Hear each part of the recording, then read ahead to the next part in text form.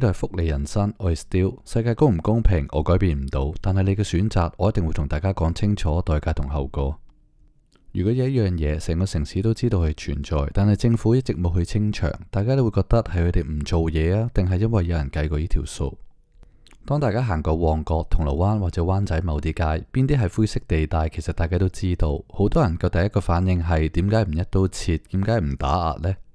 我想同大家講一個現實，對於體制嚟講，呢個唔係清唔清嘅問題，係點樣處理嘅成本最低。好多人唔清楚法律嘅結構，香港唔係全面禁止性工作，犯法嘅通常係有組織經營、拉客、未成年、人口販賣等等。但係個人提供服務本身唔一定係刑事罪，所以警方嘅角色從來唔係消滅，而係劃清界線。如果你哋過線，佢就會做嘢；但係如果你哋冇過線，佢只會長期係觀察住你。呢個唔係放縱，而係治理上嘅邏輯。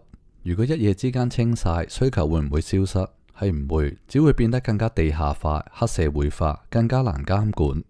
所以好多體制好多時揀嘅係可以見到而且受控，好過你見唔到會失控。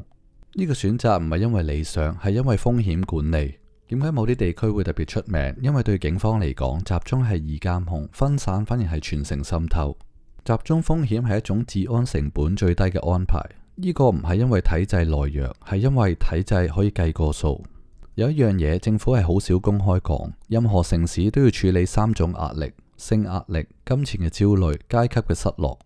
灰色產業嘅某種程度係社會壓力嘅一個出口，但係從來唔係價值嘅標準。政府亦唔會支持，但係亦都唔會天真以為到消滅佢等於社會安定。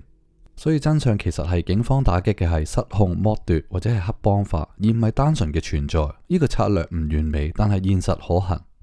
講到呢度，我想問翻大家人生入邊有冇啲灰色地帶？有冇妥協過呢？有冇唔理想但係頂得住呢個選擇？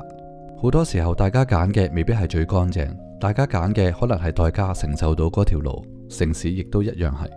世界公唔公平，我哋改變唔到，但係一個城市點樣處理灰色地帶，就好似我哋點樣面對人生入邊嘅妥協。唔係問好唔好，係問我哋到底承唔承受到呢個後果。